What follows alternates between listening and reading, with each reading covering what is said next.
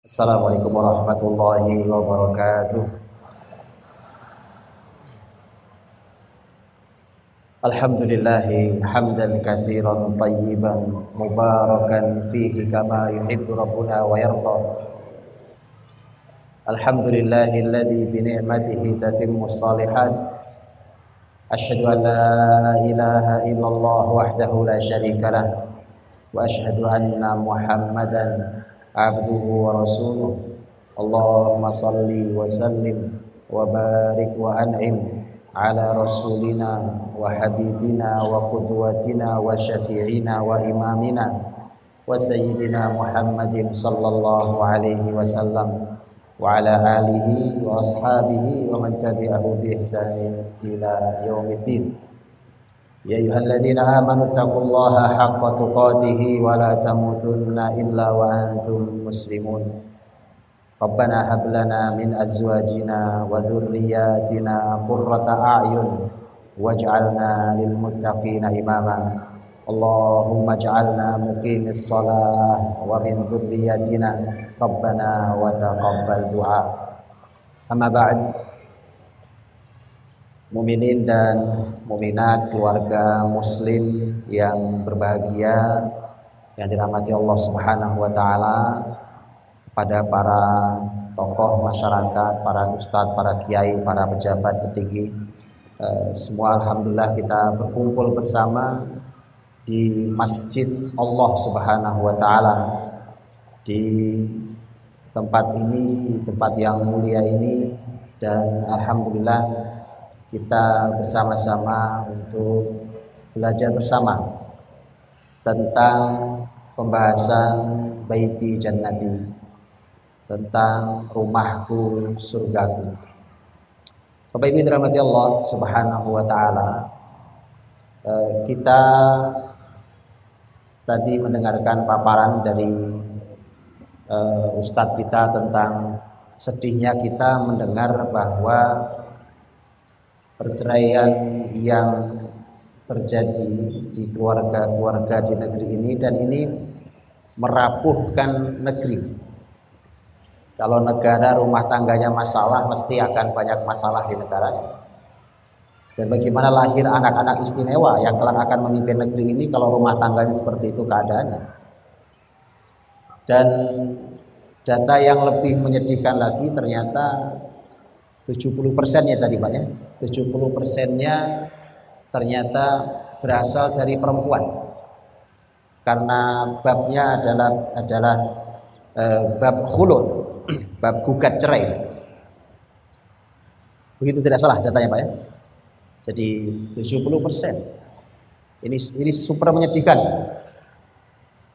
Makanya saya bersyukur bahwa hari ini berkumpul bahwa Bapak, Ibu-ibu luar biasa, dan penghormatan saya setinggi-tingginya dan doa setulus-tulusnya untuk penyelenggara seluruh panitia acara ini, terutama forum komunikasi Majelis Taklim Ibu-ibu Provinsi Bali, yang mudah-mudahan Allah berkahi pengajiannya, perkumpulannya beserta seluruh keluarga besarnya.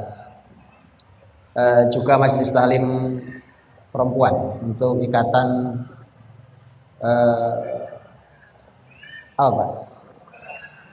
IPHI Provinsi Bali. Masya Allah juga luar biasa, Masya Allah. Dan ini sebenarnya harapan baik, karena kalau para wanitanya istimewa, mestinya dia menjadi benih istimewa untuk generasi selanjutnya. Makanya kalau ibu-ibunya rajin mengaji, mesti menjadi harapan sesungguhnya. Bapak Ibu dirahmati Allah Subhanahu wa taala, judul yang diberikan ke saya tentang rumahku surgaku, Baiti Jannati. Sebelum saya jauh bahas itu, Bapak Ibu, kata Baiti Jannati itu bahasa Arab. Saya ingin sampaikan, bahasa Arab itu kelebihannya dia satu kata itu bisa langsung memberikan makna besar. Saya contohkan kata baiti. Bait itu artinya rumah. Tapi Bapak Ibu tahukah bahwa kata bait dalam bahasa Arab itu dari kata bad, ya bitu, mabit. Tahu mabit? Apa arti mabit? Tahu arti mabit? Mabit. Pernah dengar kata mabit? Apa? Bermalam. Nginep malam. Tahu nggak Bapak Ibu kenapa orang Arab menamai rumah mereka dengan nama bait sebagai tempat nginep malam hari? Memang rumah cuma malam doang adanya? Atau orang cuma adanya di malam hari di rumah itu? Enggak, di siang hari juga ada kok. Atau rumah itu cuma tempat tidur saja? Oh, enggak juga. Di situ ada aktivitas mulia sangat banyak. Dan perlu dipahami, kata bait ini dipakai oleh Quran untuk menunjukkan bahwa Allah ridho menggunakan istilah ini tentang rumah. Mengapa begitu? Bapak Ibu yang dirahmati Allah. Karena supaya rumah kita itu nyaman untuk ditiduri malam hari. Bapak Ibu tahu arti nyaman? Nyaman itu Pak, Bapak Ibu, ukurannya bukan cuma AC-nya gede, bukan itu. Bukan cuma luas pelataran, halaman, rumah, kamar banyak. Wah, bukan itu. Berapa banyak rumah yang sudah seperti itu tapi penghuninya nggak nyaman. Betul? Apa sebabnya? Karena nyaman itu di sini tempatnya, Pak. Di sini tempatnya. Nyaman itu di hati sini tempatnya. Subhanallah, kadang kadang rumah kontrakan kecil. Tapi penghuninya nyaman. Mereka nyaman di rumahnya, mereka bahagia. Kalau tidak nyaman, kalau rumah itu tidak nyaman, tidak pantas disebut rumah, tidak pantas disebut bait. Karena Anda nggak nyaman kok istirahat di rumah, ya kan? Suaminya pergi, ibunya pergi, oke? Ya, sang suami pergi, istri pergi. Suami pergi nggak pengen pulang, ya kan? Begitu istri pergi, pulang juga malas, Pak. Alah, di rumah juga paling berantem. Apa artinya? Artinya bahwa rumah tidak nyaman.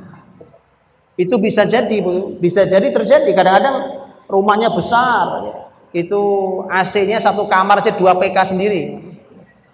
Kan? Begitu bangun beku jadi es ya. Senyaman itulah, punya pembantu 25 orang. Saking besarnya rumah, ya kan? Dari ruang tamu ke dapur perlu naik sepatu roda saking jauhnya. Tapi bukan itu ukurannya. Walaupun Nabi sendiri mengatakan bahwa salah satu yang membahagiakan seseorang adalah baitun wasi', rumah yang lapang. Tapi itu bukan segala-galanya. Itu hanya salah satu cara untuk orang bahagia. Kalau antum punya rumah lapang, bersyukur. Karena itu salah satu cara untuk bahagia. Tapi bahagia, lapang hati itu di sini tempatnya. Di sini bahagia, nyaman itu. Jadi karena itu maka kata bait yang juga dipakai oleh Al-Quranul Karim, dan kita akan bahas ini, itu kita berawal dari kata bait yang artinya di situ kita nyaman istirahat, di situ kita menginap dengan nyaman di malam hari, istirahat kita di malam hari. Baik, yang kedua adalah jannati. Jannati, tahu jannah? Ibu tahu jannah apa artinya? Surga, surgaku. Tahu jannah artinya apa? Aslinya. Asli artinya apa? Kita jannati surga loh. Tidak salah, itu benar. Dan Quran juga menggunakan kata itu. Ternyata, Bapak Ibu rahmati Allah, jannah itu sering dipakai oleh masyarakat Arab juga untuk mengungkap kebun. Kebun, atau kebunnya hijau, kebun pohon rapat gitu. Dari kata jan itu sesuatu yang tertutup saking rapatnya. Tahu jin? Tahu jin? Apa jin? Ini jin. Tertutup, dia nggak kelihatan. Nggak kelihatan. Jadi jannah dia kebun dan itu manusia. Coba Ibu perhatikan hari ini. Dunia hari ini mulai menyuarakan go green. Go green, balik lagi. Setelah diacak-acak itu dunia, ya kan, lahannya bolong di mana-mana, kebun-kebun yang harusnya menghasilkan ditinggal jadi tandus. Orang mulai kelabakan dari dua sisi setidaknya. Satu dari sisi paru-paru dunia, napas susah, dapat udara yang mahal. Bapak Ibu tahu oksigen mulai dijual. Bukan rumah sakit, bukan rumah sakit. Tahu? Ini nih air nih Bu, Bapak Ibu, ini air nih. Yang seumuran di atas saya, para ayah saya di depan saya ini, pasti waktu zaman beliau dulu masih kecil, kalau ada informasi nanti air akan dijual per botol, mesti lucu Pak. Betul Ustaz? Mesti lucu dan aneh. Air dijual. Kenapa Pak? Wah, air melimpah, tetangga gratis. Bahkan di beberapa budaya daerah itu luar biasa, dan itu dulu peradaban Islam. Kalau dulu peradaban Islam namanya asbilah. Asbilah. Air itu nggak dijual Pak, tapi disediakan di semua jalan-jalan besar. Itu ada gedung-gedung namanya asbilah. Orang mau ambil air sebanyak apapun untuk mandi, untuk minum, semua gratis. Semua gratis. Ya, makanya di beberapa daerah di kita ada budaya dulu meletakkan gentong di depan rumahnya, begitu ya. Gentong depan rumahnya, apa tujuannya? Untuk siapapun yang melewat mengambil air. Tiba-tiba kemudian sekarang air dijual segini-segini.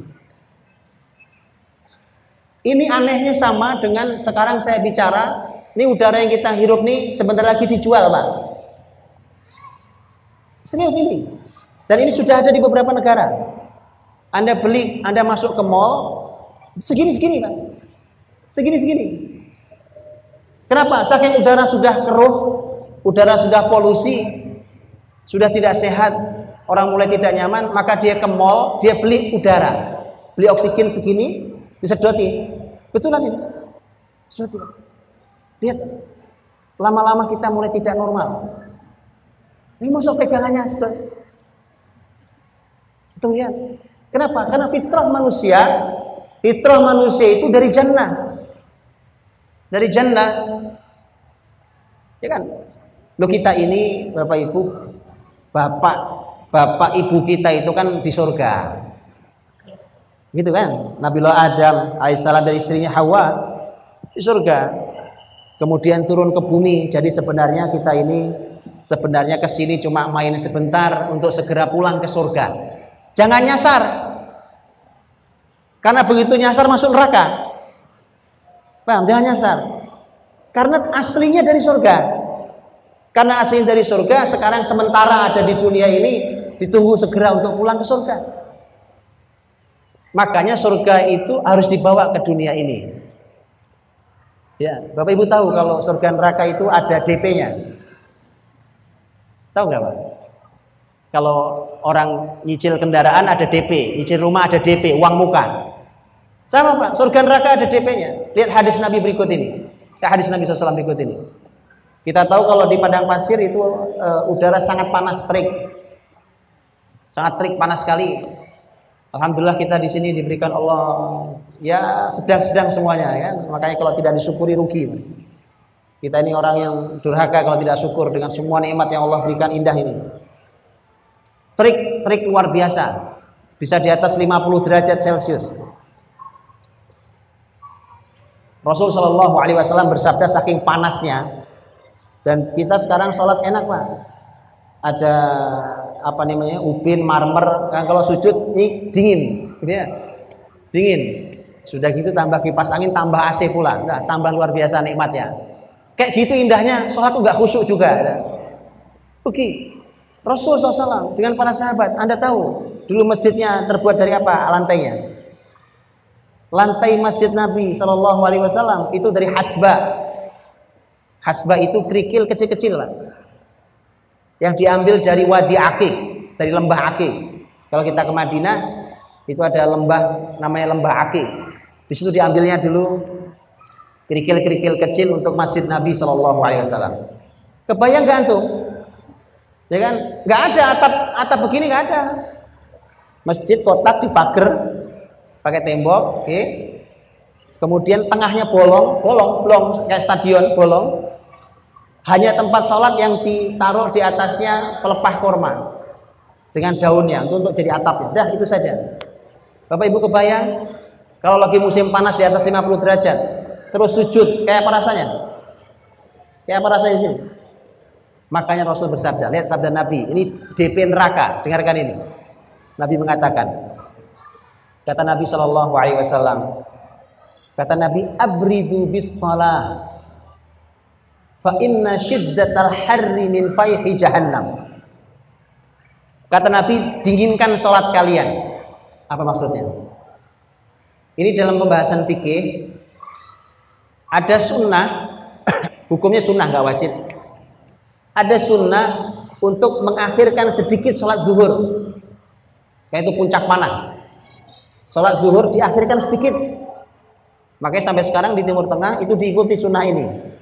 Jadi kalau pas lagi terik matahari di musim panas itu, masjid-masjid di Timur Tengah itu tidak persis azan pas waktu masuk zuhur masuk. Dia agak digeser sedikit menjalankan sunnah Nabi ini. Karena Nabi mengatakan dinginkan sholat kalian. Panas banget Pak. Kenapa? Nabi mengatakan fa inna shiddatal harri min fayhi jahannam. Karena panas terik seperti ini adalah asapnya jahannam. Tadi saya bilang apa? Ada DP-nya. Neraka bisa dirasakan hari ini. Panas terik itu asap jahannam kata Nabi SAW. Begitu juga surga. Begitu juga surga. Bukankah kita tadi saya katakan jannah artinya kebun. Siapa yang nggak suka di kebun? Siapa yang nggak suka di kebun? Kita jauh-jauh pengen ke puncak, ke gunung hanya untuk menikmati udara sejuk di antara pepohonan. Kita senang sekali kalau kita punya kebun buah, masya Allah.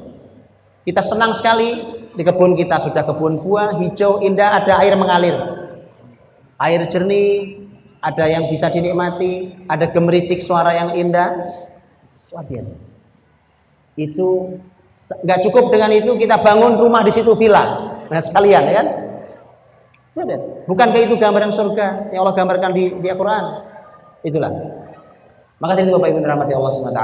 Baiti jannati, saya baru membahas tentang kata bahwa bait artinya rumahku dan jannati artinya surgaku, dan mestinya karena kita ini aslinya bapak ibu kita dari surga sana. Jadi turun ke bumi sebentar ini, mestinya kita bawa surga itu ke sini, termasuk di rumah kita. Setelah itu nanti kita harusnya kembali ke tempat kita pergi semula. Karena kita berasal dari surga Allah SWT. Sekali lagi mohon tidak nyasar. Ya, jangan sampai nyasar. Nyasar nggak enak, karena kalau nyasar ke hutan masih bisa balik. Nyasar ke neraka nggak bisa balik lagi. Ya mohon tidak nyasar. Tapi dimuliakan Allah SWT. Tinggal nanti kita akan bertanya bagaimana ceritanya, bagaimana rumah menjadi baiti jannati dan seterusnya. Saya ingin memulai dari ayat yang ini luar biasa, ilustrasi yang mahal Allah bandingkan. Sebelum saya sampaikan ayatnya, begini Bapak Ibu. Bukankah manusia ini sebenarnya akrab dengan binatang? Betul ya? Kita hidup hari dengan kita ini hidup di hari-hari kita dengan binatang. Dengan berbagai macam binatang, kucing, ayam, semut, ya. bahkan binatang bahaya pun kita kunjungi, Pak. Kalau kebun binatang bahaya pun kita kunjungi, gitu. Akrab dengan binatang. Dan karenanya bahkan teknologi hari ini banyak yang belajar dari binatang. Antum lihat kendaraan motor yang banyak itu, antum lihat perhatikan lampu belakangnya. Itu banyak yang meniru dari binatang. Lihat mata binatang, bentuknya, sampai teknologi kita hari ini, bentuknya segala macam. Memang pesawat terbang niru siapa? Pesawat terbang niru siapa? Niru burung. Asli awalnya ketika pertama kali orang yang berani terbang dari ketinggian, dari menara dengan ketinggian lebih dari 80 meter itu, ya, Ibnu Firnas, Abbas bin Firnas, seorang ilmuwan besar Islam dari negeri Andalus.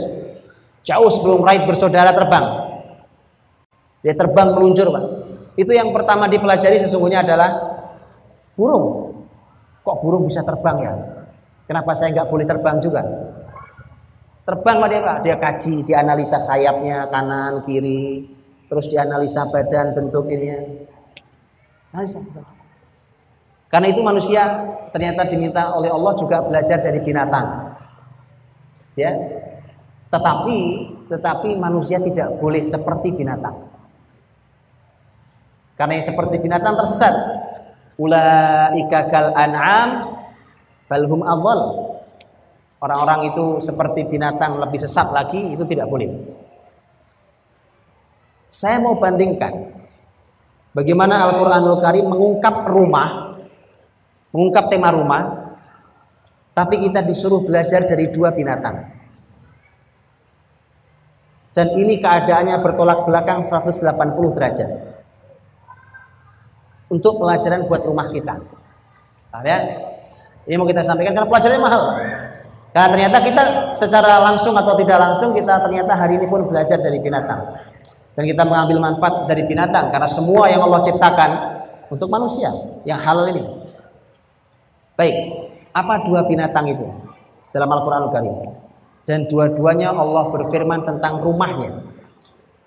Dan itu sangat manfaat buat rumah kita. Rumah manusia. Ya. Tadi bahkan dibacakan oleh ananda kita Al-Quran dengan suara indahnya. Tentang bahkan rumah kita pun ada yang terbuat dari kulit binatang. Ya, baik di saat kita ada di tempat atau kita sedang safar. Ini kayak tenda-tenda dulu. Dari kulit binatang. Apa dua binatang itu? Dan menjadi pelajaran buat kita. Yang pertama, dan mohon maaf sebelumnya. Dan dua binatang ini dua-duanya dijadikan nama surat. Lihat kan? Dua binatang Allah bandingkan, salah satu pembandingannya tentang rumah dan pembahasannya jauh berbeda, 180 derajat bertolak belakang. Yang ini rumah yang istimewa, yang ini rumah yang payah sekali. Dan dua binatang ini dijadikan Allah sebagai nama surat dua-duanya. Surat apakah itu? Yang bisa jawab panitia ngasih hadiah. Ini kan Bapak Ibu nih. Ini kan ikatan persaudaraan haji. Baik, nanti kita tanya kepada para pengurus, para ustadz-ustadz kita, ya kan? Bisa nggak yang bisa jawab dapat hadiahnya haji, kan? Gimana Ustadz? Kan enak saya nawarkan saja, ya kan? Ya minimal haji bila mampu lah, ya kan? Dapat hadiahnya haji bila mampu, ya kan? Ya. Atau paling tidak didoakan oleh para ustadz kita. Yang belum haji mudah-mudahan segera diberangkatkan Allah ke tanah suci untuk haji insyaallah. Bapak Ibu dirahmati Allah, apa dua binatang itu? Yang satu apa? An-Nahl. Apa An-Nahl artinya? Lebah. Yang kedua apa? Al-Ankabut. Apa Al-Ankabut artinya? Laba-laba. An-Nahl surat yang keberapa? 16. Serius? Surat keberapa? 16. Al-Ankabut surat yang keberapa? Al-Ankabut surat yang keberapa? Ayo. Nggak hafal, cari sendiri. Al-Ankabut nggak hafal? Surat ke-29. Baik, tepat sekali Bapak Ibu. An-Nahl dan Al-Ankabut, lebah dan laba-laba.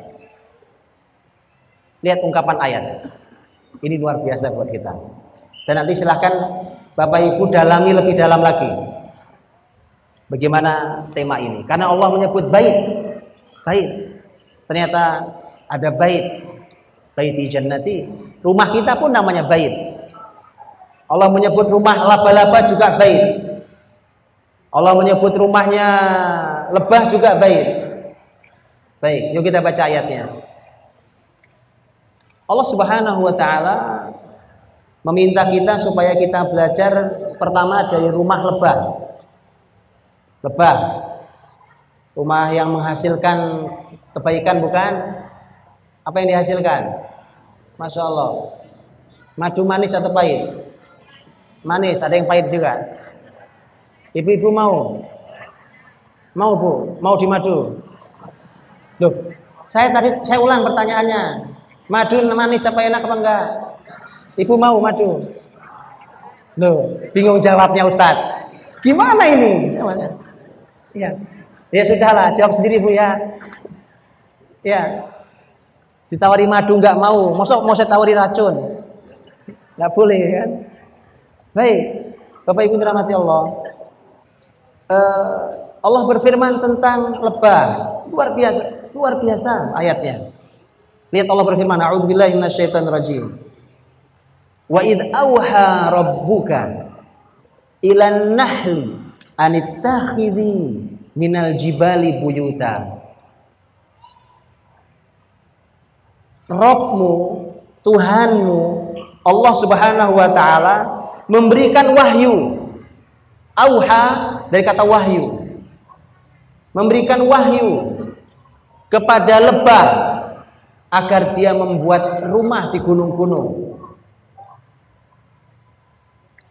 Ya Bapak Ibu rahmati Allah. Jadi yang dibuat oleh lebah, rumah itu, sarang tawon itu nggak sembarang. Anda tahu? Nggak sembarang. Mengapa tidak sembarang? Itu langsung Allah yang memberi wahyunya. Jadi kalau bangun rumah ada arsitek, ada pengawasnya, itu langsung Allah Subhanahu wa taala yang diberikan kepada lebah. Lebah diberi oleh Allah wahyu, diberikan oleh Allah Subhanahu wa taala wahyu untuk bisa membangun rumahnya. Itu lebah. Dan subhanallah, Bapak Ibu dirahmati Allah. Hari ini penelitian tentang lebah, rumahnya, apa yang dihasilkannya, kehidupan sosialnya di dalam sarang itu luar biasa istimewa. Saya kasih contoh nih, nanti sisanya Bapak Ibu cari sendiri. Rumah lebah bentuknya apa? Heksagonal. Betul Pak? Rumah lebah berapa sisi? 8 sisi. Dan itu presisinya paling top.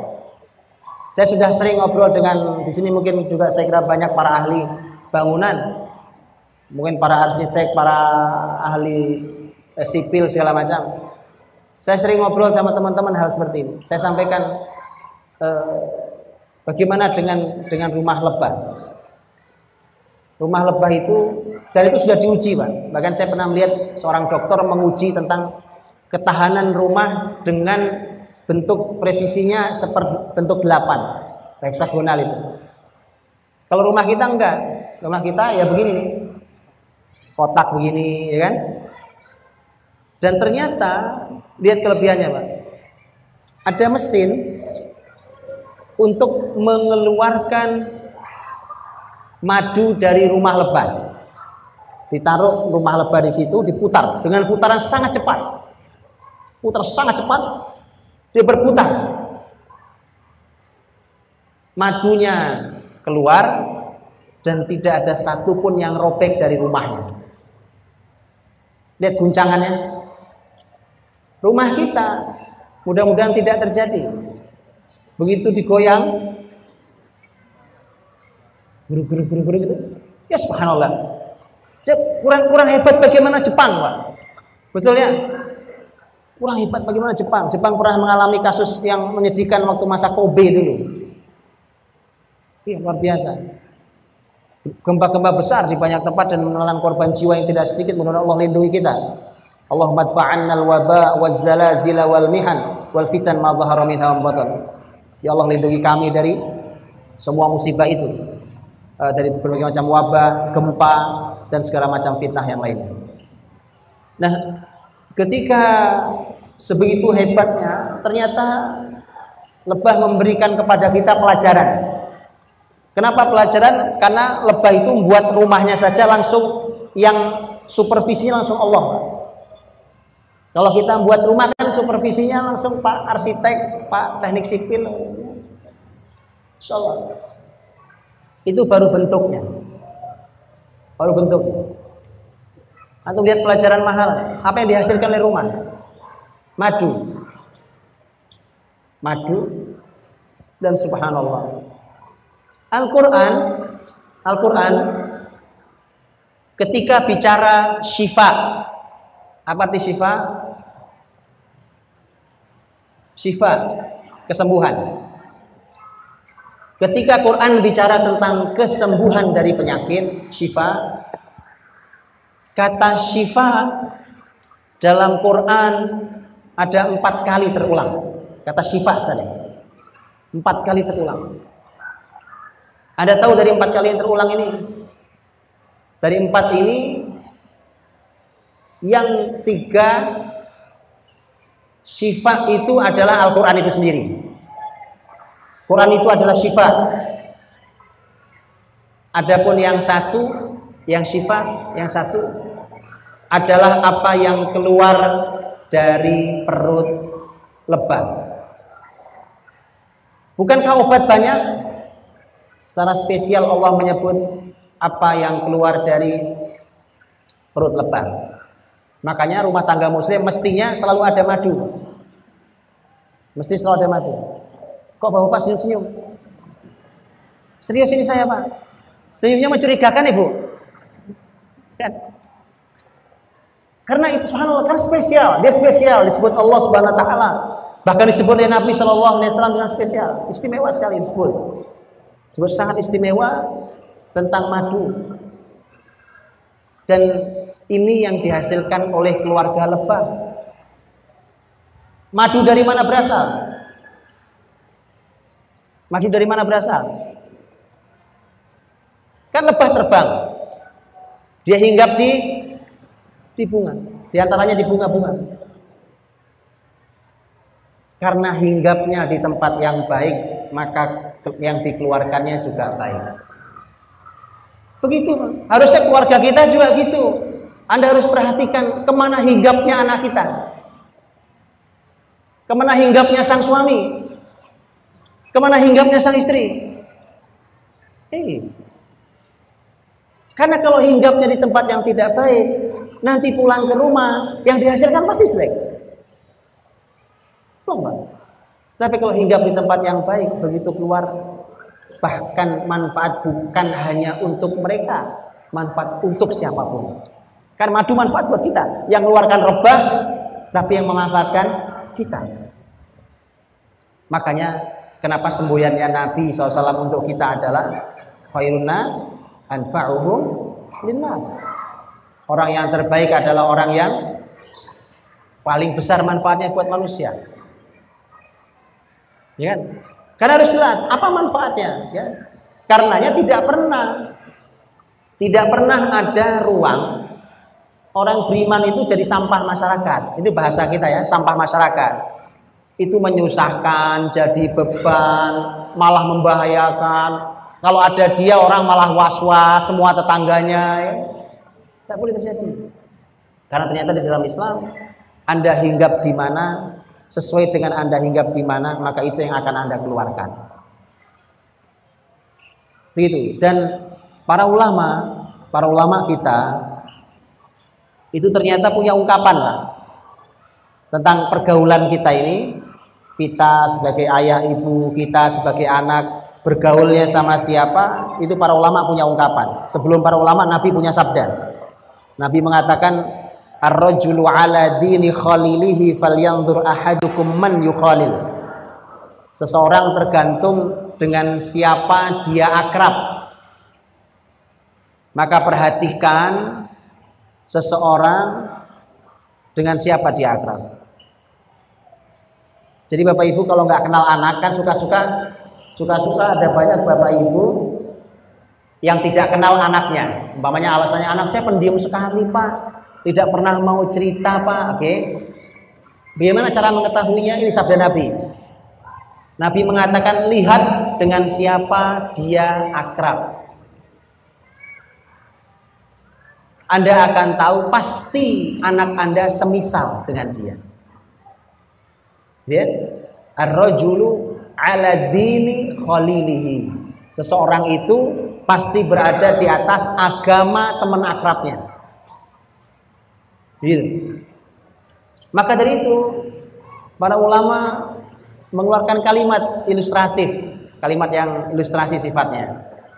Kata para ulama tentang pergaulan ini, at-tuyuru ala amsaliha taqal. Burung itu akan hinggap dengan yang sejenis.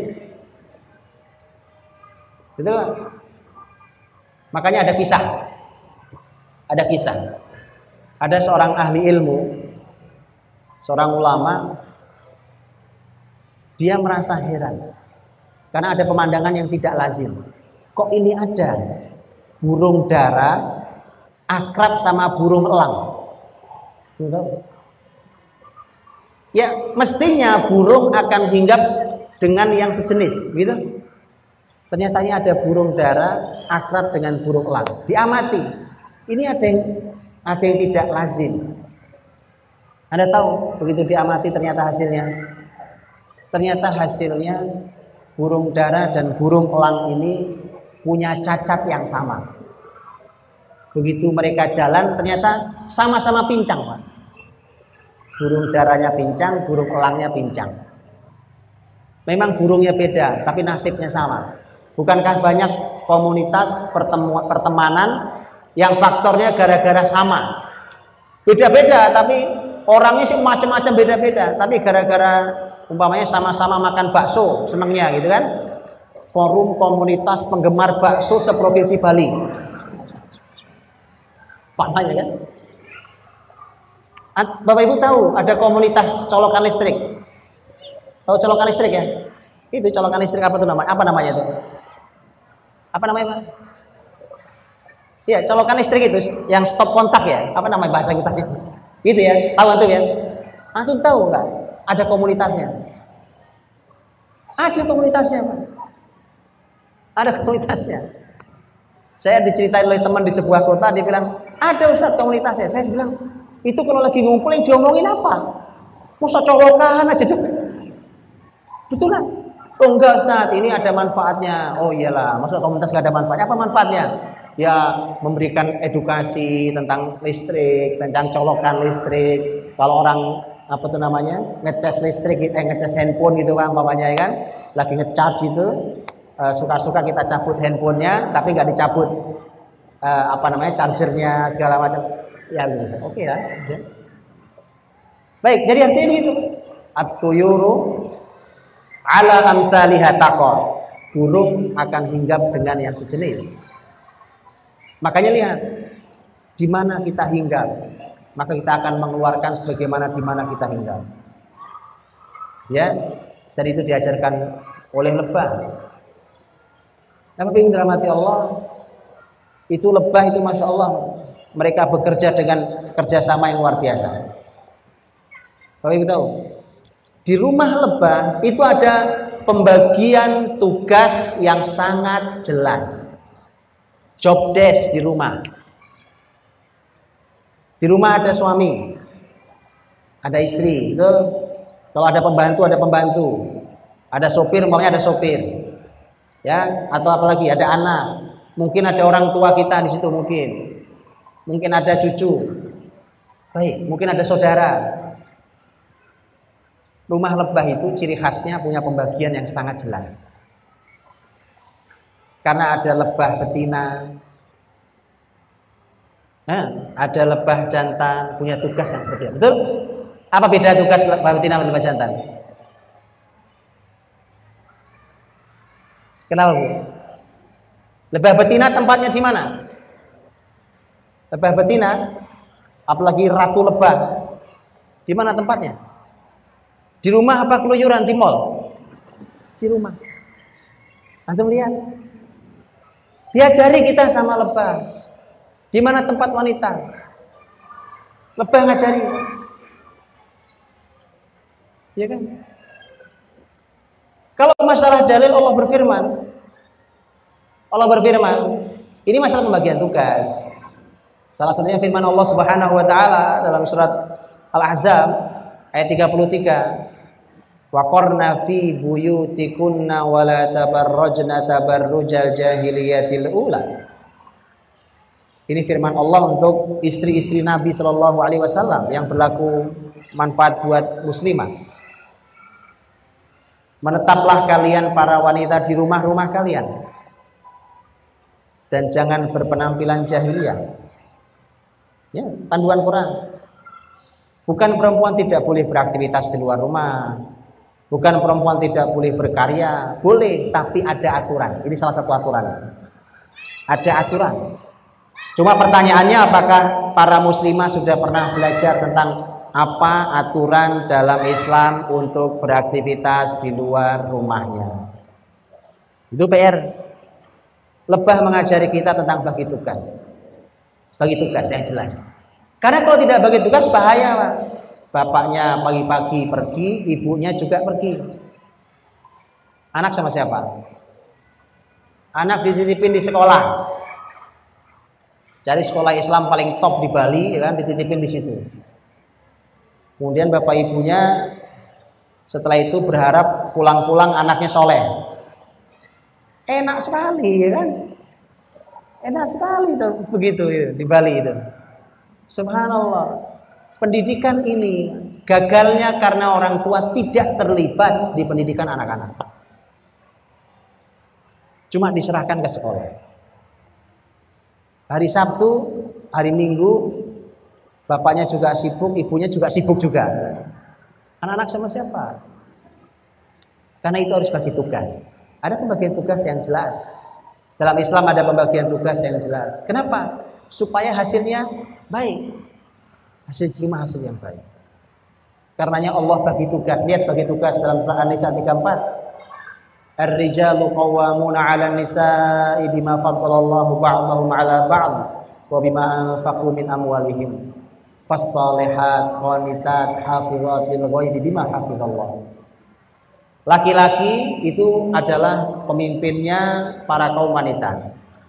Karena laki-laki diberikan Allah kelebihan di atas wanita, dan karena laki-laki menafkahkan sebagian hartanya.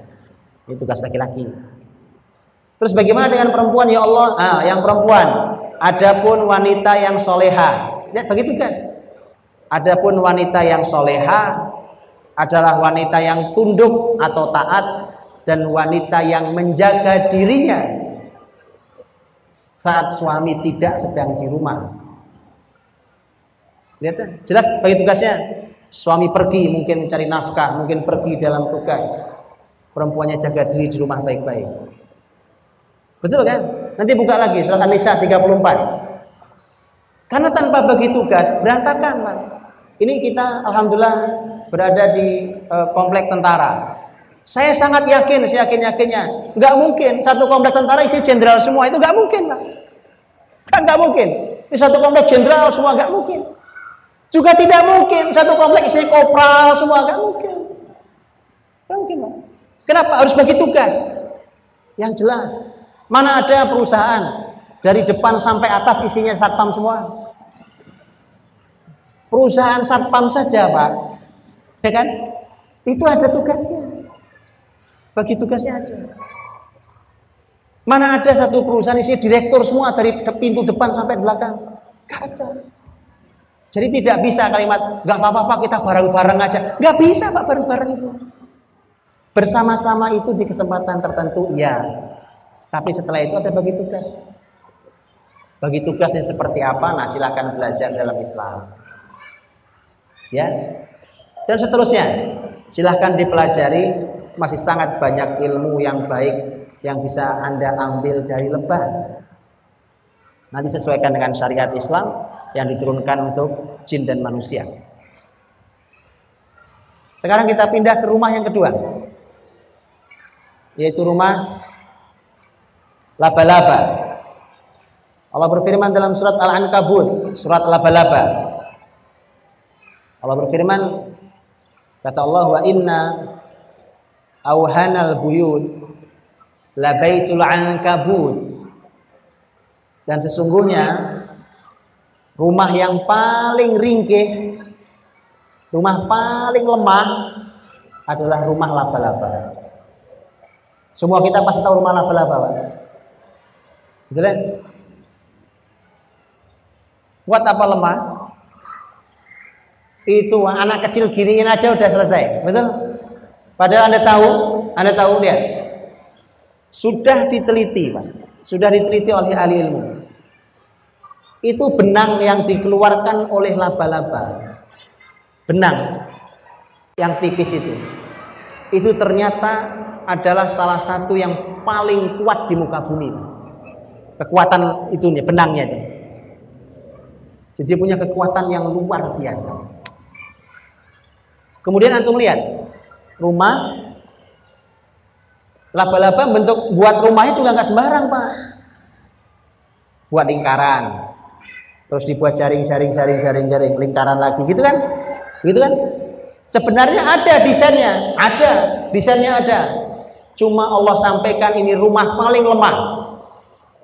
Oh, mengherankan. Bahannya terkuat, tadi benangnya terkuat, desainnya, arsitekturnya ada. Kenapa Allah sebut rumah paling lemah? Ada yang tahu? Begini. Karena rumah disebut rumah, tadi saya katakan, rumah itu disebut rumah harus terpenuhi banyak syarat, baru disebut bait. Di antaranya kenyamanan. Tapi rumahnya laba-laba tidak layak disebut rumah. Apa antum pernah lihat? Laba-laba rumahnya ada gentengnya. Dia buat di mana saja, di luar dibuat, situ di mana aja dibuat, di sini dibuat. Ya. Nah kalau hujan, kalau panas, lebih dari itu. Ini juga penelitian para ahli ilmu hari ini. Rumah laba-laba, Bapak Ibu dirahmati Allah, itu ternyata bukan rumah yang nyaman, tapi rumah saling bunuh dan saling jebak. Kok bisa ya? Nanti silakan dibaca penelitiannya. Laba-laba itu telurnya di dalamnya itu ada beberapa anak laba-laba. Halo? Nanti begitu keluar dia akan besar, ya. Tapi lihat nih, rumah laba-laba itu yang isinya beberapa anak laba-laba, sebelum mereka keluar mereka saling bunuh, Pak. Ini penelitian para ahli ilmu. Mereka saling bunuh. Siapa yang kuat dia yang selamat hidup. Masa rumah isinya begitu, Pak? Saling bunuh, saling hajar, saling tengkar, berantem, bertikai, saling iri, saling hasad, saling dengki. Itu rumah laba-laba namanya. Paham ya? Nah, ada yang lebih buruk lagi, Pak. Ini sudah saling bunuh antar anak, buruk banget. Bahaya loh. Antar anak tuh bahaya, Pak. Sampai Nabi Muhammad SAW, beliau pernah diminta suatu hari oleh seorang bapak, ya Rasulullah, mohon Anda jadi saksi untuk pemberian saya kepada salah satu anak saya. Jadi ini bapak yang baik mau ngasih kepada salah satu anaknya sebuah hibah. Jawaban Nabi begini, apa kamu berikan hibah yang sama pada anak-anakmu yang lain? Bapak itu menjawab, tidak ya Rasulullah, cuma dia ya saya kasih, yang lain anak saya enggak. Lihat apa jawaban Nabi.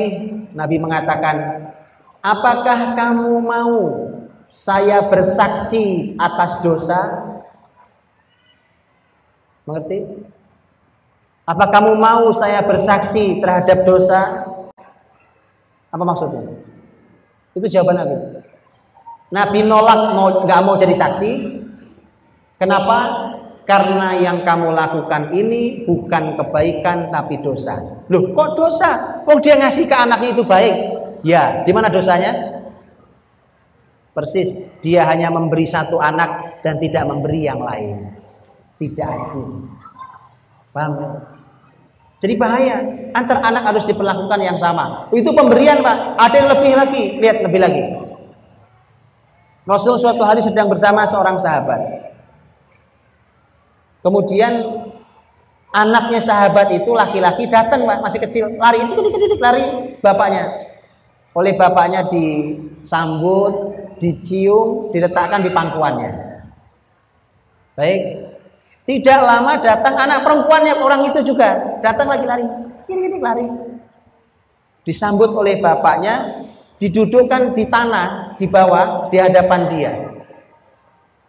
Nabi berkata, perlakukan anakmu laki perempuan yang sama. Kau sambut anak laki, sambut anak perempuan.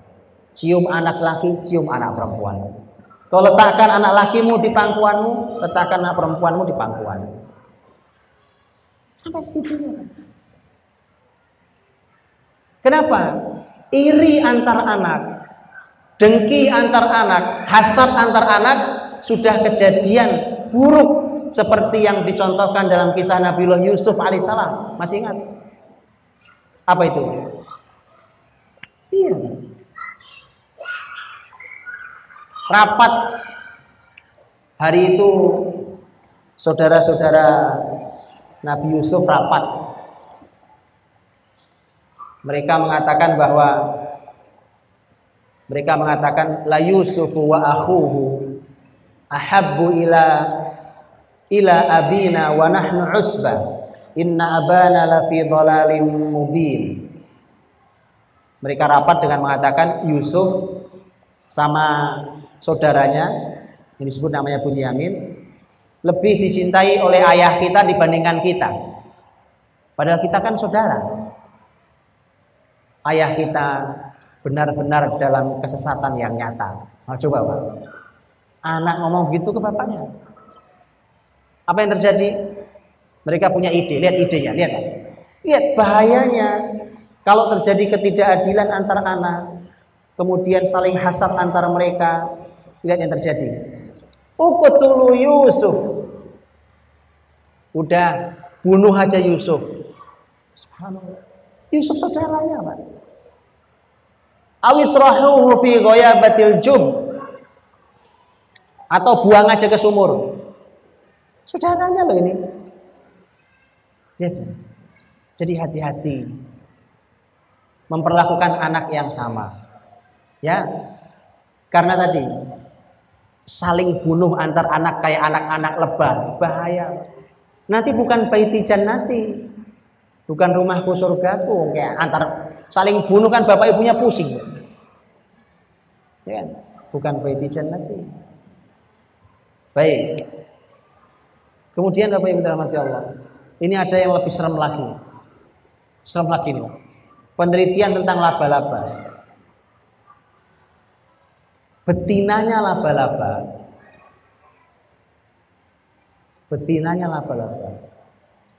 setelah dibuahi oleh jantannya,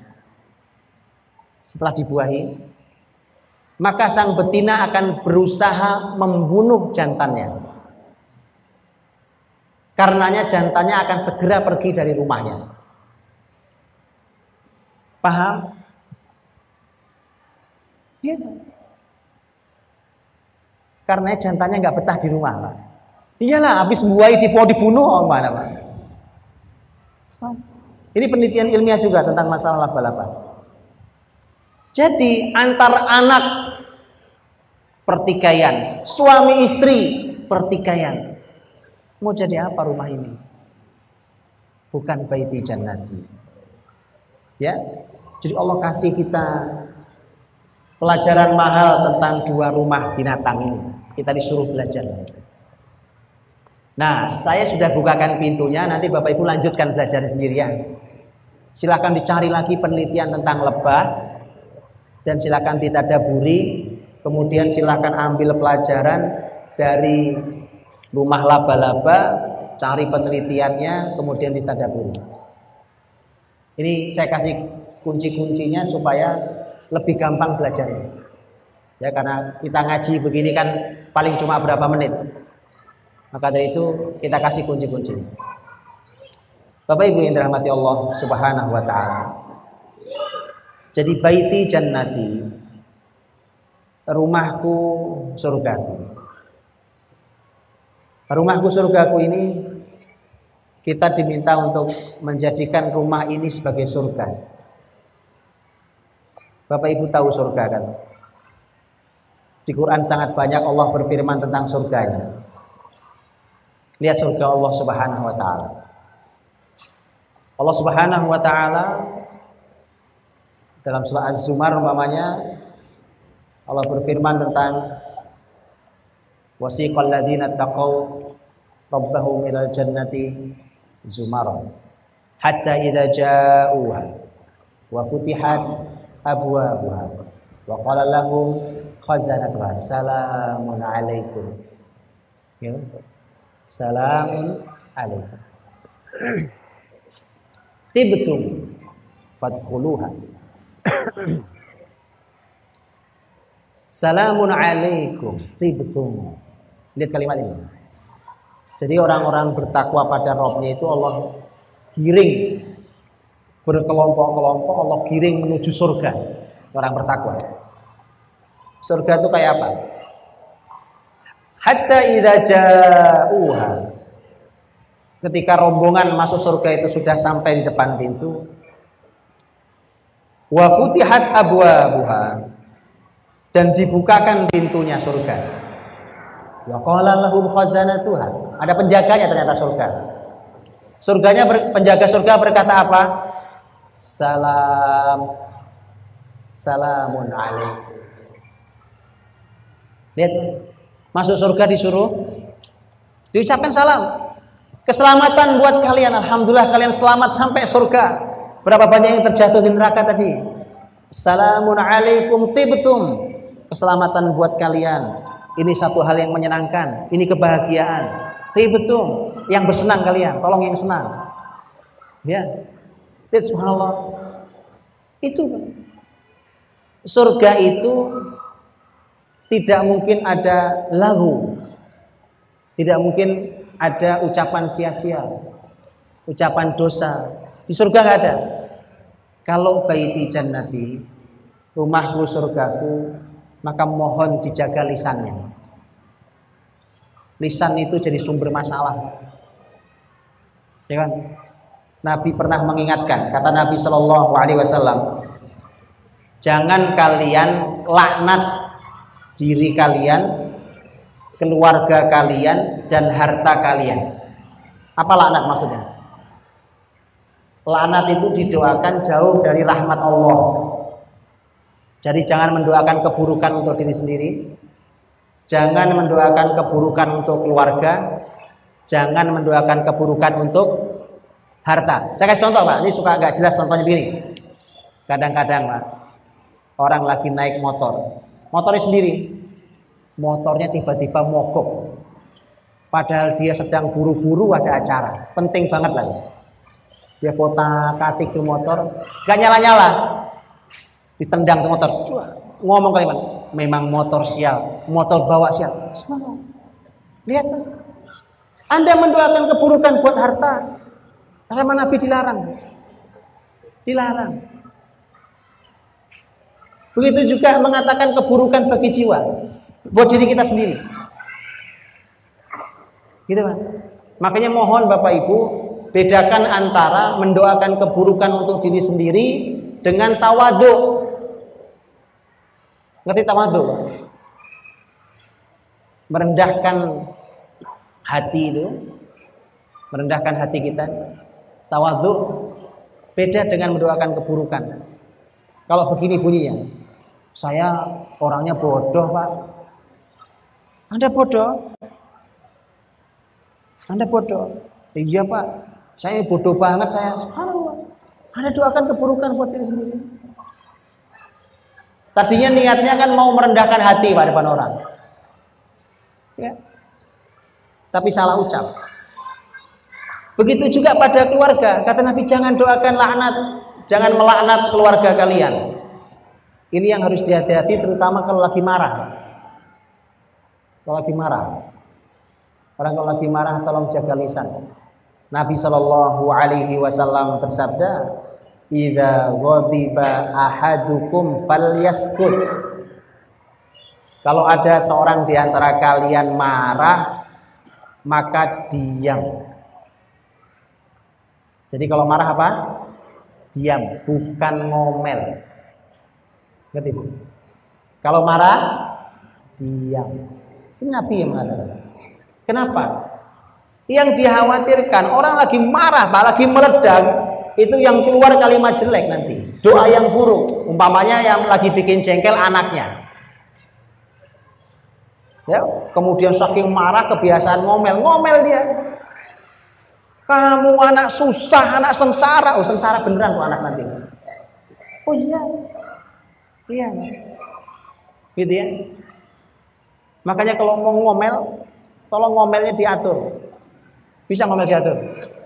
Gak bisa. Kalau nggak bisa nggak usah ngomel kalau gitu. Bapak ibunya lagi marah kemudian, kamu ya, ibu doain jadi imam Masjidil Haram. Gitu. Bisa gitu? Bisa ya. Iya. Karena bahaya. Apa kalimat Nabi? Yang dikhawatirkan adalah doa yang buruk itu bertepatan dengan sa'atul ijabah, dengan waktu dikabulkannya doa.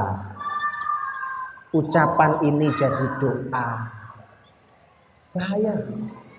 Ya. Jadi mohon dijaga. Karena ya tadi di surga tidak ada ucapan sia-sia, tidak ada ucapan yang kotor, tidak ada ucapan yang jelek. Kalau rumah kita adalah surga kita, isinya juga harus begitu. Manusiawi kalau lagi marah, tolong diam. Diam sampai semuanya redam, baru bicara. Kalau redamnya perlu sehari, nggak apa-apa sehari. Sehari diam aja, Pak. Iya. Antum pernah tahu nggak? Bapak Ibu tahu nggak? Rasul pernah mendiamkan istrinya sebulan lamanya. Pernah tahu? Itu lebih baik daripada harus keluar lisan yang tidak baik. Tentu Nabi tidak mungkin keluar lisan yang tidak baik, tapi Nabi ingin berikan contoh.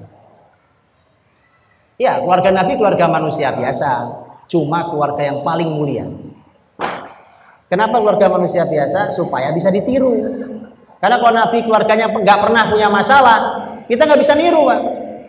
Oh, Nabi keluarga sempurna, ternyata Nabi itu keluarga tetap punya masalah, ya, tetap berantemnya juga ada, ya, marah-marahan juga ada, sampai sebulan pernah. Tapi jangan dicobain ya, Pak. Ntar sampai rumah dicobain. Kata Ustaz Budi kemarin bilang kita marah-marahan yuk sebulan yuk. Jangan, Pak. Ya. Saya cuma ingin sampaikan bahwa ini terjadi. Baik ya. Nah, Bapak Ibu yang dimuliakan Allah Subhanahu Wa Taala. Ternyata ucapan malaikat sambutannya aja gitu, salamun, keselamatan buat kalian. Kan kita masuk rumah aja suruh ucap salam. Assalamualaikum, semoga keselamatan untuk kalian. Tadi yang dibacakan oleh ananda kita ayatnya luar biasa. Saya nggak tahu kenapa dipilih ayat itu. Karena tadi ada ayat yang berbeda-beda. Salah satunya ayat dalam surat An-Nur. Ya ayyuhalladzina amanu la tadkhulu buyutan ghayra buyutikum hatta tasta'nisu wa tusallimu ala ahliha. Wahai orang beriman, jangan kalian masuk ke rumah selain rumah kalian kecuali kalian sudah minta izin dan mengucap salam kepada penghuninya. Nah, begitu adabnya. Rumah orang lain, rumah kita sendiri, ucap salam.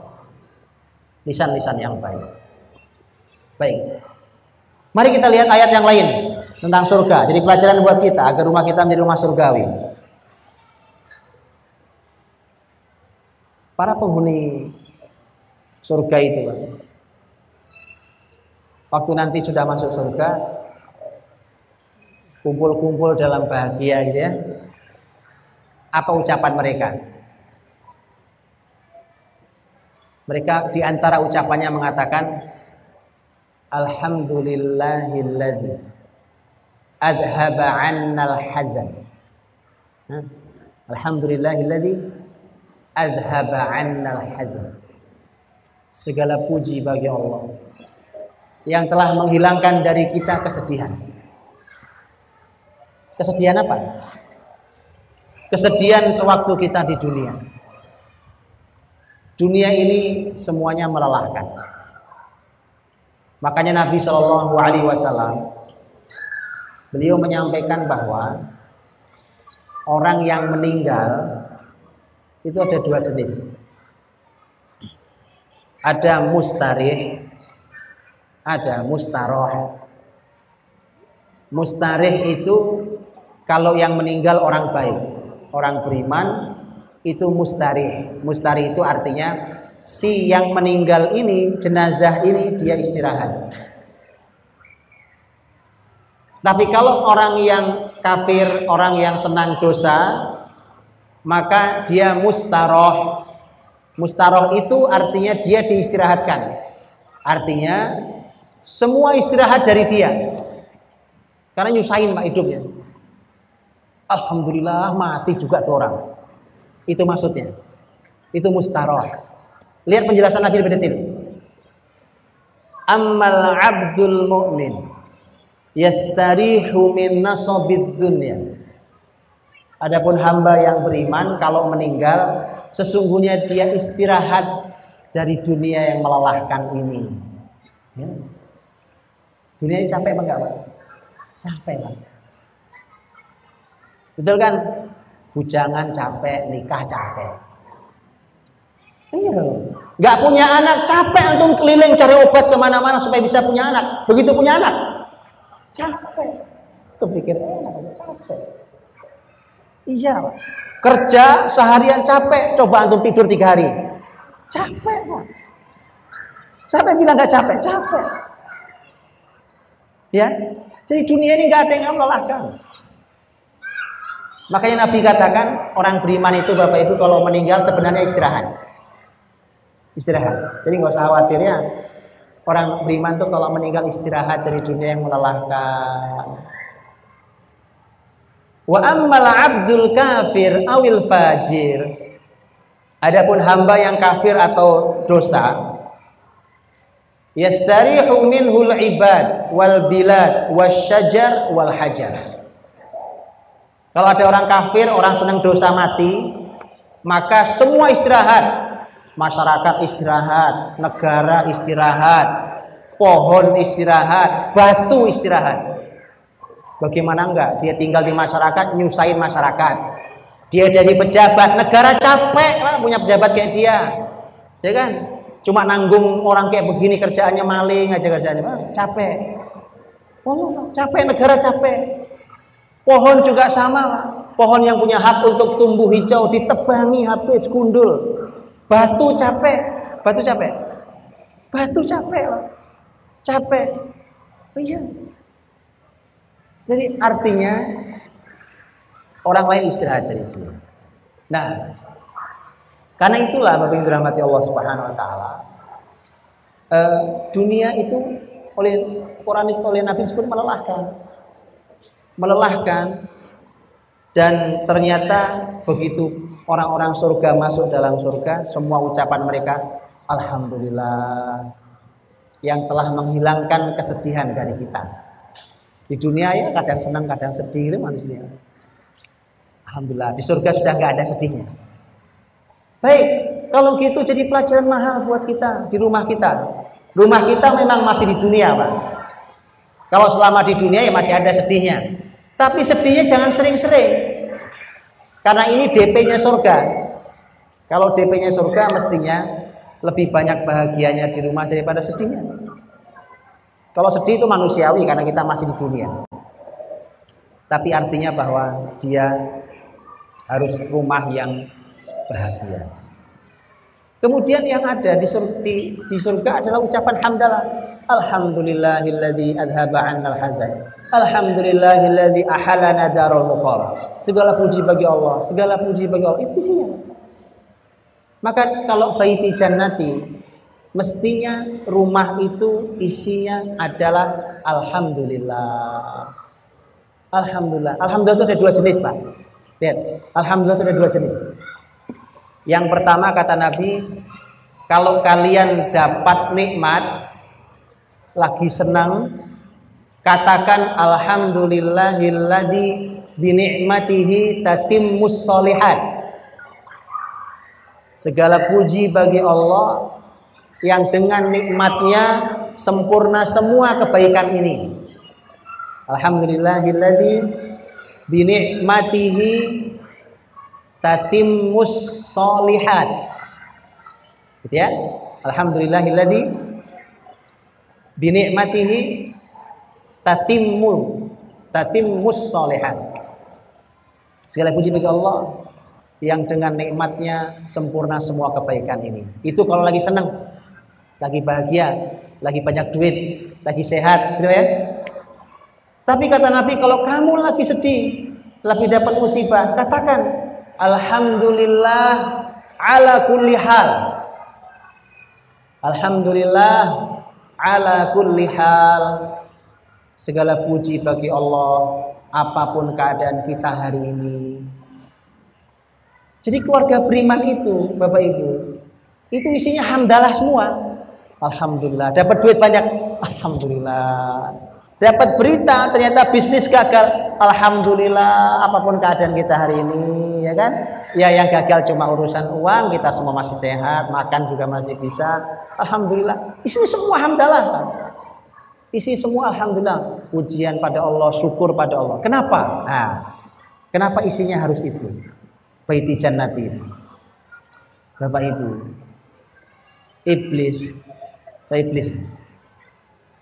Iblis yang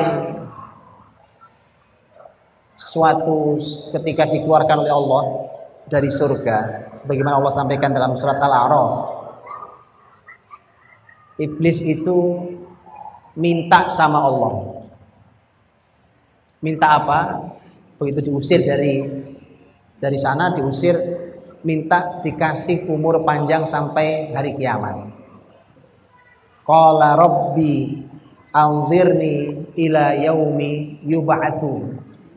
Ya Allah, beri saya umur panjang. Loh, iblisnya doa sama Allah loh, Pak. Iblisnya doa sama Allah. Masa kita enggak mau doa? Iblis percaya Allah ada, buktinya minta sama Allah. Rabbi, ya Allah Rabb, anzirni ila yaumi yub'atsun. Beri saya umur panjang sampai hari dibangkitkan. Jadi iblis itu satu-satunya yang enggak mati, Pak. Artinya dari makhluk jin dia enggak mati. Allah jawab, qala innaka minal mundzirin. Kata Allah, ya, engkau termasuk yang diberi umur panjang. Bayangin, ini bedanya iblis sama orang soleh, sama manusia. Bedanya iblis sama Adam ini salah satunya ini. Tadi iblis minta apa? Umur panjang. Kata Allah dikabulkan apa enggak? Dikabulkan. Habis itu iblis ngomong apa? Lihat iblis bilang apa, Pak? Qala fa bima aghwaytani la aq'udanna lahum siratakal mustaqim thumma la'atiyannahum min bayni aydihim wa min khalfihim wa an aymanihim wa an syama'ilihim wa la tajidu aktsarahum syakirin. Karena engkau ya Allah sudah menyesatkan aku loh, coba apa enggak sopan? Kurang ajar itu, Pak. Dikasih umur panjang sekarang Allah disalahin. Ya Allah, aku begini gara-gara engkau nih. Makanya orang tuh kalau temannya iblis, Pak, berbuat salah nyalain orang lain, itu iblis. Atau yang salah siapa? Iblis. Yang disalahkan Allah. Paham ya? Kalau Adam tidak, Adam juga salah. Tapi begitu Adam salah, apa kalimat Adam? Apa kalimatnya? Hah? Rabbana zalamna anfusana wa illam taghfir lana wa tarhamna lanakunanna minal khasirin. Ya Allah Rabb kami memang menzalimi diri kami sendiri. Kami salah. Itu orang beriman gitu. Kalau engkau tidak ampuni kami, maka kami ini termasuk orang-orang yang rugi. Bukan nyalain orang lain, ngaku salah-salah, minta maaf setelah itu. Ya, itu orang beriman. Lanjut, iblis mengatakan, ya Allah, karena engkau sudah sesatkan aku, maka aku akan duduk mengawasi anak cucu Adam agar mereka aku sesatkan dari jalanmu yang lurus. Ya, sudah nyalain, mau berniat berbuat jelek pula. Aku akan datangi anak cucu Adam itu dari depan, dari belakang, dari kanan, dari kiri. Bapak Ibu tahu, kita dan keluarga kita ini, Pak, dikepung iblis dari semua arah. Kemudian Engkau ya Allah sulit mendapati anak cucu Adam ini yang pandai bersyukur. Jadi ternyata target besar iblis itu adalah menghilangkan syukur dari hati anak cucu Adam ini. Makanya kalau keluarga kita baiti jannati, Pak, itu isinya alhamdulillah, alhamdulillah, alhamdulillah, segala puji bagi Allah. Ya Allah terima kasih, ya Allah Engkau Maha baik. Itu isinya, Pak. Paham ya, Pak? Kenapa? Kalau isinya adalah syukur, iblis jauh dari rumah kita, Pak. Anak kita nggak digodain setan, kita tidak digoda setan. Baik. Jadi mohon jadi orang yang pandai bersyukur. Karena orang pandai bersyukur itu terjaga dari setan dan iblis. Yang pandai bersyukur. Bapak Ibu dirahmati Allah SWT. Waktu saya sampai jam berapa ini Bu? Nanti bablasnya sampai maghrib saya. Saya tutup kalau gitu Pak. Saya tutup kalau gitu ya. Baik.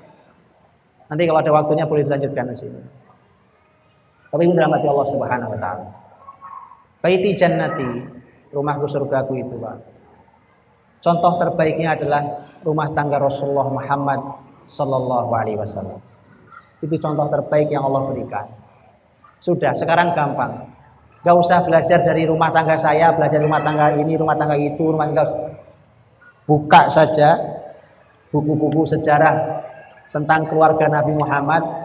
Silahkan pelajari di situ. Itu rumah tangga Baiti Jannati, rumah tangga terbaik yang harus dipelajari. Nabi punya istri Nabi lebih dari satu, semuanya istimewa. Nabi punya anak, anaknya lebih dari satu, semuanya istimewa. Nabi punya cucunya lebih dari satu, semuanya istimewa. Gitu. Luar biasa bukan? Ya. Oh ini ada kadang-kadang gitu. Istri cuma satu-satunya padahal susahnya tiap hari. Pak ya. Itu, maka harus belajar pada orang yang sudah sempurna. Rasulullah SAW. Oh anak lo cuma 2, ya kan? Yang satu masalah, yang satu bikin jengkel tiap hari. Jangan begitu. Makanya supaya kita terhindar dari hal yang membuat kita sedih di hidup ini, di rumah tangga kita, maka bersama-sama yuk kita belajar yuk dari rumah tangga terbaik. Itu rumah tangga Rasulullah Muhammad SAW. Semua dicontohkan di keluarga Nabi SAW. Bagaimana kalau lagi senang, bagaimana kalau sedang bercengkrama, bagaimana kalau berbincang, bagaimana kalau sedang punya masalah, bagaimana kalau cemburu hadir, bagaimana dengan anak, bagaimana dengan cucu, bagaimana dengan istri, bagaimana dengan suami, semua ada. Ya, tinggal cari bukunya atau ngaji, belajar tentang sejarah rumah tangga Rasul Muhammad Sallallahu Alaihi Wasallam. Saya kira itu. Mohon maaf atas salah kurangnya. Mudah-mudahan ada yang bisa kita ambil pelajarannya. Dan saya mohon maaf sebesarnya. Saya kembalikan kepada Ibu. Saya persilakan. Assalamualaikum warahmatullahi wabarakatuh. Baik. Bismillah. Alhamdulillah. Wassalatu wassalamu ala Rasulillah wa ba'd. Pertanyaan pertama tentang tadi bahwa kita bilang semua yang kita punya ini utang. Tadi maksudnya apa Bu? Utang pada Allah? Ya, ini kan utang dari Allah. Ini sebenarnya harus dijelaskan. Ini pembicaraannya dalam rangka apa nih? Dalam rangka apa pembicaraannya? Karena kalau Anda berbicaranya dalam rangka bahwa kita semua diberikan dari Allah Subhanahu wa taala, benar. Tapi kalau pembahasannya adalah umpamanya pembahasan ngobrol sama teman kayak tadi, teman mau ngutang uang untuk menghindari supaya saudaranya nggak ngutang, maka dia bilang, oh yang saya punya aja semua utang, saya ini utangnya banyak, antum utang pula. Jadi tergantung apa temanya, ya.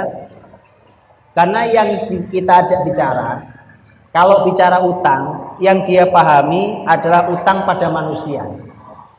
Maksud kita utang sama Allah. Ini Tidak begitu. Punya yang tema tadi bahwa saya nggak punya uang, sama juga saya tidak punya uang, padahal dia punya uang. Makanya hindarilah kalimat-kalimat yang isinya bohong. Itu bohong, karena buktinya Anda punya uang. Kalau Anda mau tolak baik-baik, sampaikan saja. Justru ini jadi pelajaran.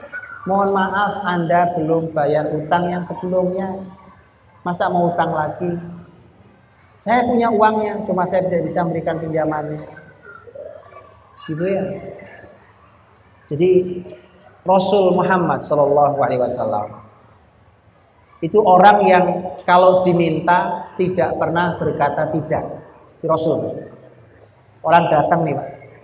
Ya Rasulullah, lapar nih. Nabi nggak pernah bilang saya nggak punya makanan. Padahal di rumah ada makanan, itu bukan Rasul. Rasul bilang ikut saya. Nanti diberikan oleh Nabi, diambilkan makanan dari rumah beliau. Kalau beliau tidak punya, beliau juga bilang tidak. Beliau tidak bilang tidak. Kata beliau, tunggu sebentar di sini. Nabi sampaikan ke sahabat yang lain.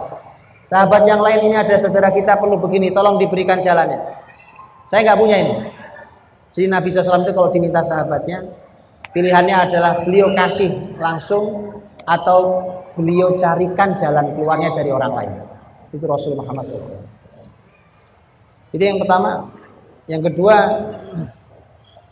kalau belajar sirah nabawiyah, saya kalau tadi dengarkan video saya bicara,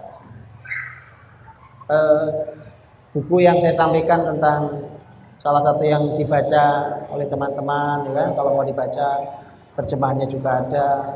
Dan ini buku yang terbaik dalam penulisan sirah nabawiyah yang pernah diberikan Rabithah Alam Islami, yaitu buku sirah nabawiyah Ar-Rahiqul Maktum karya Safi Rahman Al-Mubarakfuri.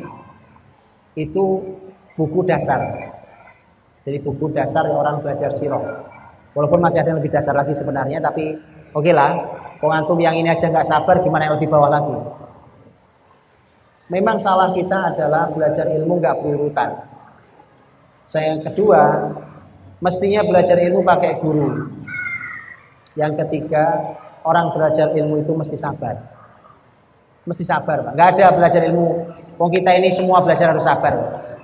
Mana ada antum kuliah S1 bilang sama guru, Pak Guru kelamaan, bisa nggak saya besok tahun depan langsung S1 selesai? Nggak bisa. Nggak mungkin itu. Nah, makanya ini yang mesti kita miliki. Nanti kalau buku itu sudah selesai antum baca, di buku itu antum belum dapat hikmah banyak, belum. Jadi kalau antum buru-buru pengen dapat hikmah, antum nggak bisa dapat di situ. Buku ini memberikan kepada kita kisah Nabi Muhammad SAW dari sebelum lahir sampai wafat. Bisa. Ini tentu cuma satu buku dari sekian banyak buku ya. Yang kedua, nanti ulama akan menulis buku-buku yang lain dalam jumlah yang juga sangat melimpah. Buku-buku sirah yang isinya hikmah. Tapi antum baca hikmah, kalau belum tahu kisah Nabi, itu kadang-kadang cuma pusing juga. Ini tiba-tiba penulisnya ngomong ke sini, ngomong ke sana, loncat sini, loncat sana, nggak tahu kita ininya. Tidak tahu urutannya, gitu ya. Karena itulah maka di sini silakan kalau di usia-usia kita kalau belajarnya mau dikombinasi silakan. Karena usia kita udah ya usia terlambat, ya. Ayo kita kombinasi boleh deh.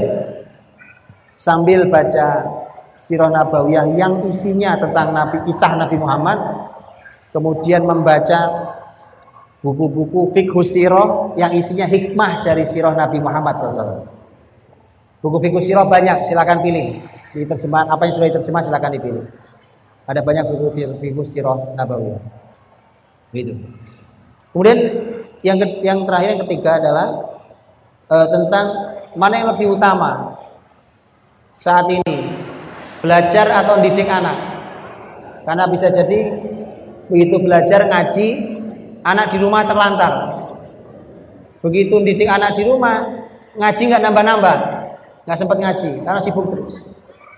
Sebelum saya jawab gini Bapak Ibu, tadi program menarik dari Bapak kita dari Kakanwil bahwa program persiapan sebelum nikah ya Pak. Program persiapan sebelum nikah semacam kursus begitu ya. Sebelum kursus itu kalau ditarik lebih cepat lagi bagus lagi. Bahkan saya punya gambaran gini. Suatu hari negeri ini jangan mau menikahkan sebelum dapat sertifikat pernah kursus Pak. Kursus ke rumah tanggaan. Karena begitu nikah pun nyusahin Pak. Nyusahin. Iya, wong nanti pengadilan juga capek kok ngurus perceraian lagi. Sampai pengadilan agama itu jadi plesetan pengadilan perceraian, Pak. Kan isi perceraian, isi. Padahal urusan agama kan bukan cuma perceraian. Gitu, Pak. Ya kan? Nah, makanya anak-anak kita, Bapak Ibu, jangan kayak kita. Ya kan? Sudah nikah belum pernah belajar bagaimana rumah tangga. Sudah jadi suami belum belajar jadi suami. Sudah jadi istri belum belajar jadi istri. Sudah jadi orang tua belum belajar jadi orang tua. Sudah jadi kakek nenek belum belajar bagaimana jadi kakek nenek. Nanti masalah semua loh, ya kan? Makanya ini sebelum saya jawab. Nah, oke. Pertanyaan ini sesungguhnya bagi yang sudah terlambat. Pertanyaan ini. Mana yang lebih utama, Ustaz? Ini belajar, menuntut ilmu agama, umpamanya ngaji apa segala macam, atau mungkin apalagi yang lain dengan mendidik anak. Baik, jawabannya nggak ada yang ideal. Nggak ada yang ideal. Mestinya ilmu kita sudah selesai. Ilmu rumah tangga, umpamanya ilmu agama, di standarnya sudah selesai sebelum berumah tangga, mestinya. Karena kurikulum kita nggak begitu, Pak. Kurikulumnya namanya kurikulum sambil jalan. Antum tahu kurikulum sambil jalan? Kan kita suka ditanya, gimana Pak? Kok ini sudah gini? Alah nggak apa-apa Pak, saya belajar sambil jalan deh. Itu namanya kurikulum sambil jalan. Antum pernah baca sambil jalan? Pusing Pak. Baca sambil jalan. Pusing. Saya khawatir depannya ada tiang listrik. Pusing. Makanya mana yang lebih utama? Ya, begini, tolong diseimbangkan. Kalau orang sudah punya anak, apalagi perempuan, maka anak-anak menjadi tugas paling utama dalam hidupnya. Baik, tolong itu menjadi tugas paling utama. Tapi bagaimana didik anak kalau Anda nggak punya ilmunya? Maka perlu belajar. Karena ilmu sangat banyak, maka tolong dipelajari mana yang sekarang diperlukan. Jangan sampai belajar ini juga menyita waktu anak-anak kita. Jadi tolong dibagi-bagi. Kalau mau ditinggal anak-anak, tolong diberi waktu, titipkan pada siapa dan seterusnya. Tolong diukur berapa lama kita tinggal anak-anak gitu. Karena anak-anak buat keluarga adalah amanah yang terindah. Apalagi buat seorang wanita, itu adalah amanah pendidikan yang paling mulia. Jadi tolong diseimbangkan. Wallahu a'lam bishawab. Baik, yang pertama, apa mungkin memperbaiki rumah laba-laba? Mungkin, tapi jangan diserahkan ke laba-laba. Karena laba-laba nggak ngerti cara membuat rumah kecuali itu. Paham ya, Pak? Ngerti? Baik. Kalau gitu, mesti Anda belajar pada lebah. Coba berkunjung ke rumah lebah, tanyakan wahai laba-laba kepada lebah tetanggamu, gimana kok rumahmu nyaman? Paham? Dan apakah mungkin? Sangat mungkin. Tidak ada yang tertutup untuk seseorang memperbaiki rumahnya. Jangan pernah putus asa, karena putus asa itu hanya milik orang kafir. Orang beriman tidak pernah ada putus asanya. Jangan pernah putus asa dari rahmat Allah Subhanahu wa taala. Terus bagaimana posisinya anak bisa membantu memperbaiki itu? Ya, sangat mungkin. Saya sarankan untuk nanti membuka, diantaranya adalah surat Maryam. Surat Maryam, nanti ada dialog antara Ibrahim alaihissalam yang posisinya sebagai anak ketika Ibrahim mencoba menasihati bapaknya, dalam surat Maryam. Yang menarik nanti silakan ditadaburi. bagaimana Ibrahim mencoba memperbaiki orang tuanya yang bermasalah, tetapi dengan cara yang paling bijak. Paling bijak. Bahkan kalimatnya pun diatur, pilihan katanya luar biasa. Lihat diantaranya, apa kalimat diantaranya kalimat Ibrahim dalam surat Maryam. Ibrahim berkata, "Wa qala Ibrahim wadhkur fil kitabi Ibrahim innahu kana siddiqan nabiyya id qala li abihi ya abati lima ta'budu ma la yasma'u wa la yubsiru wa la yughni 'anka syai'a." Ibrahim berkata pada ayahnya, padahal ini mau nasihati sebenarnya, tapi berkatanya menggunakan pertanyaan. "Wahai ayahku sayang," ya, menunjukkan kalimat yang sayang. "Wahai ayahku sayang, mengapa si ayah ini menyembah sesuatu yang tidak bisa mendengar, tidak bisa melihat, dan tidak manfaat sama sekali?" Jadi nggak langsung dibilang-bilang, "Gua apa nih musyrik? Gua apa nih nggak jelas agama," nggak gitu. Sudah jelas bapaknya rusak, sudah jelas. Kalau masyarakatnya nyembah patung, patung itu yang buat bapaknya. Jadi bapaknya Nabi Ibrahim itu produsen kemusyrikan. Produsen kemusyrikan. Maka dari itu, ini kemudian Nabi Ibrahim alaihissalam, kemudian beliau menggunakan bahasa yang halus. "Wahai ayah, mengapa?" Pertanyaan itu menghaluskan kalimat. Begitu seterusnya. Nanti silakan dibaca ayatnya. Ya, dan apa sangat mungkin kita berbicara dengan cara yang baik, dan mintalah bertanyalah kepada yang rumahnya mungkin sudah baik bagaimana caranya, dan seterusnya. Nanti berhubungan dengan pertanyaan yang ketiga yang terakhir tadi. Yang kedua adalah tidak bicara sebulan. Bukankah ada hadis Nabi Shallallahu Alaihi Wasallam tentang larangan diam-diaman lebih dari 3 hari? Larangan diam-diam saling mendiamkan lebih dari 3 hari. Hadisnya bunyinya adalah la yahillu li muslimin an yahjura akhahu fawqa 3 layal yaltaqiyani fayuridu hadha wa yuridu hadha wa khairuhum alladhi yabda'u bisalam. Nabi mengatakan tidak halal bagi seorang muslim untuk menjauhi saudaranya lebih dari 3 hari, 3 malam, lebih dari 3 malam. Kalau mereka berdua bertemu, yang ini berpaling, yang ini berpaling. Kata Nabi, yang paling baik di antara mereka berdua adalah siapa yang lebih dulu mengucap salam di antara mereka. Hadis ini berlaku untuk urusan sesama kita kecuali suami istri. Karena hukum suami istri punya hukum yang khusus di beberapa hal. Saya kasih contoh. Contoh tentang masalah bersedih ketika ada yang meninggal. Bersedih pada orang yang meninggal, yang menunjukkan sikap berkabungnya itu maksimal cuma 3 hari.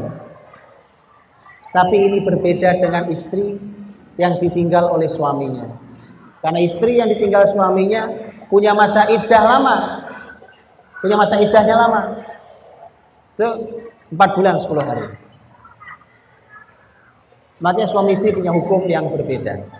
Persis dalam hal yang sama, maka para ulama menggabungkan keduanya. Antara sabda Nabi, jelas Nabi mengatakan larangan untuk sesama saudara seperti kita ini.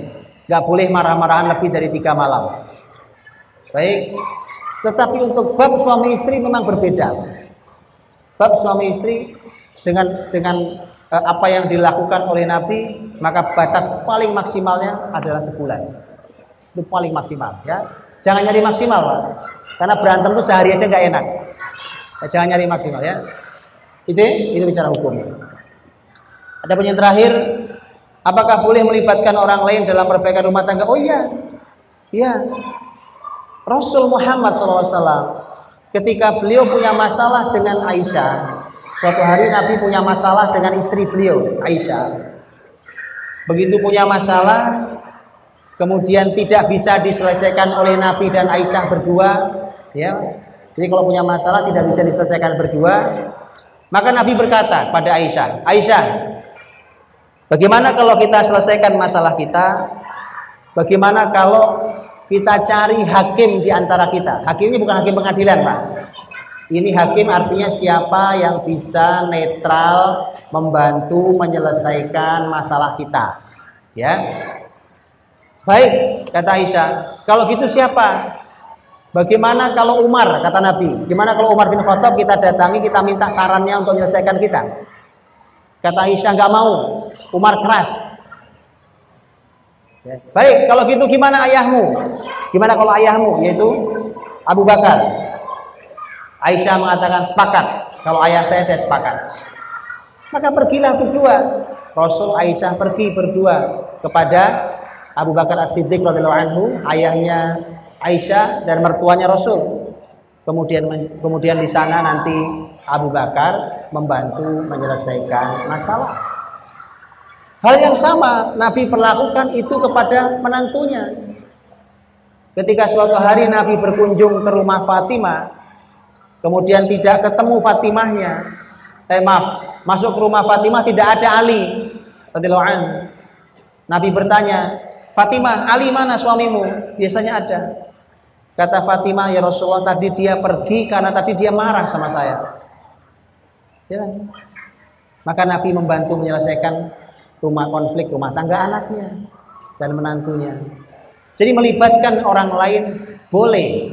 Dicontohkan Nabi SAW. Bahkan itu merupakan perintah Quran. Surat An-Nisa ayat 35. Wa in khiftum shiqaqa bainihima fab'athu hakaman min ahlihi wa hakaman min ahliha. Yurida islahan yuwaffiqillahu bainahuma. Kalau kalian takut rumah tangga retak, maka utuslah hakim dari pihak laki-laki, hakim dari pihak perempuan. Kalau sepasang suami istri ini, mereka ingin kebaikan, pasti Allah akan mengumpulkan kembali mereka dalam kebaikan. Saya kira itu. Mohon maaf salah kurangnya. Terima kasih banyak atas kesempatan silaturahimnya. Semoga Allah berikan kita ampunan atas segala kesalahan kita. Semoga Allah berkahi seluruh rumah tangga kita semuanya. Dan semoga sebagaimana kita dikumpulkan dalam bahagia di dunia ini, mudah-mudahan Allah kumpulkan kita dengan bahagia di surga Allah bersama keluarga kita. Subhanallah wa bihamdika asyhadu an la ilaha illa anta astaghfiruka wa atubu ilaik.